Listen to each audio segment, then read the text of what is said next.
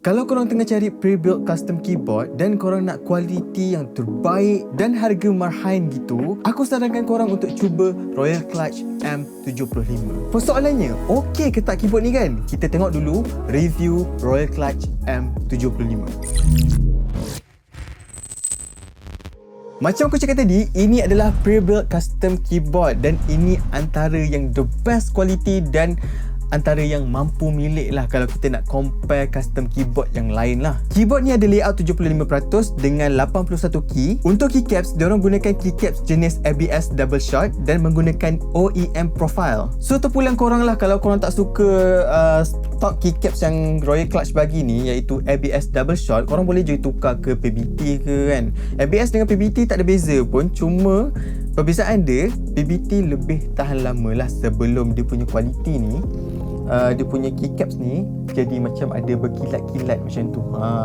Itu je beza dia. PBT more tahan lama lah daripada ABS double shot ni. Nama pun custom keyboard mestilah hot swappable. Dan switch yang aku guna sekarang ni dinamakan fast silver, iaitu linear switch yang pre-loop. Maksudnya kat sini switch tu dah siap-siap loop lah daripada kilang lagi. Dan macam korang nampak sekarang ni, dia menggunakan plate mouse stabilizer dan dekat sini dia tak kisah nak gunakan 3 pin switch ataupun 5 pin switch. Dan kalau korang nak tahu apa je yang ada dekat dalam RKM75 ni, dia menggunakan polycarbonate plate dan ada stabilizer foam, ada gasket mount jenis silikon untuk bagi typing experience more flexible. Ada juga dia orang letak silikon switch pad dan dampening silikon pad untuk buatkan bunyi time kita typing tu lebih sedap dan lebih sedap didengar lah. Macam korang nampak, keyboard ni menggunakan design knob dan knob ni function dia untuk on off keyboard, switch mode dan volume control. Benda yang lagi interesting tentang keyboard ni yang aku suka, dia ada OLED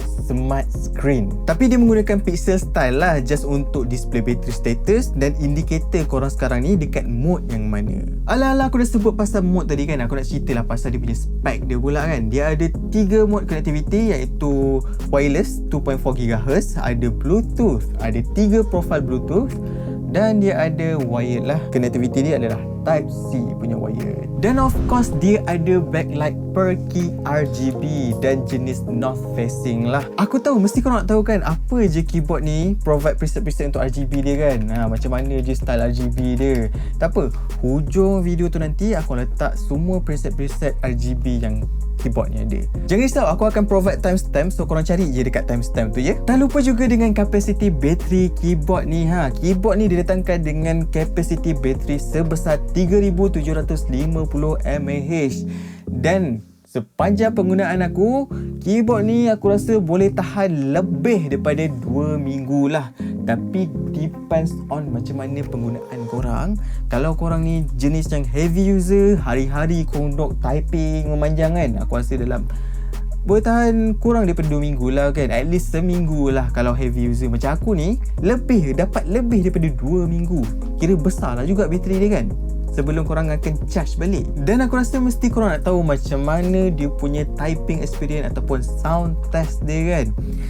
Macam aku cakap tadi, dia menggunakan linear punya switch dan ini adalah bunyi typing dia.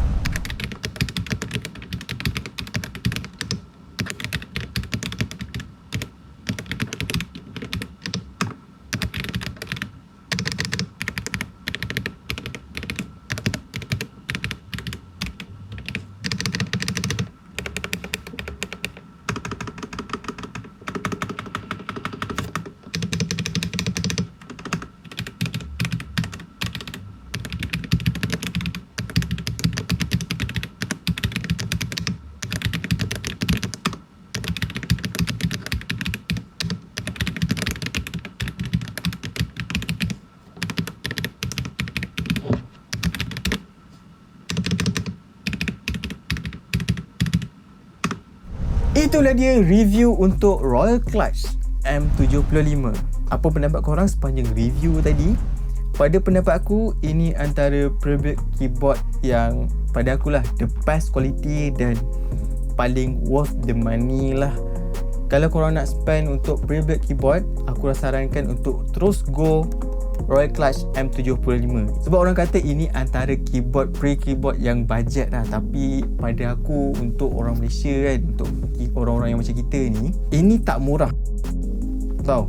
Tapi kalau nak dibandingkan custom keyboard yang lain, memang lagi mahal lah kan. Tapi ini pre-built custom keyboard antara yang termurah dan paling terbaik lah. Dia punya build quality pun sangat-sangat solid tau. Dia tak, memang korang pegang macam ni memang tak rasa murah, memang rasa mahal tau. Premium, rasa berat, heavy. Dia punya sound dia, dampening dia semua dah ada modding dalam ni. Dan kalau korang nak tambah lagi kan, untuk cita rasa korang, suka hati korang lah. Tapi pada aku dah tak perlu mod dah. Pada aku memang dah satisfied gila. So, apa pandangan korang? Boleh komen dekat bawah sana tu. Komen je. Komen banyak-banyak korang. InsyaAllah aku akan jawab semua komen-komen korang, semua pertanyaan korang. Apa je korang nak tahu, korang komen je. Apa yang aku boleh jawab, aku akan jawab. Apa yang aku tak boleh jawab, aku pun akan reply komen tu dan cakap aku tak boleh jawab soalan tu. Simple kan? Komen je. Kalau nak tanya apa-apa, komen je. InsyaAllah aku akan jawab satu persatu. Okay? And terima kasih kalau korang dah tengok video ni sampai ke titik sekarang ni, sampai ke saat sekarang ni. Terima kasih sangat-sangat. Siapa yang baru datang, welcome to the channel. Kat channel ni ada macam-macam niche lah. Aku tak statikkan satu niche. Ada seram, ada benda-benda pelik kan, ada kisah true crime, dan ada tech review macam video sekarang ni. So kalau korang berminat dengan niche-niche yang macam ni, bolehlah subscribe ke video aku, tekan like dan komen kat bawah. Okay, join the family. Alright, terima kasih sangat-sangat. As always, I love you guys. See you in the next video. Bye.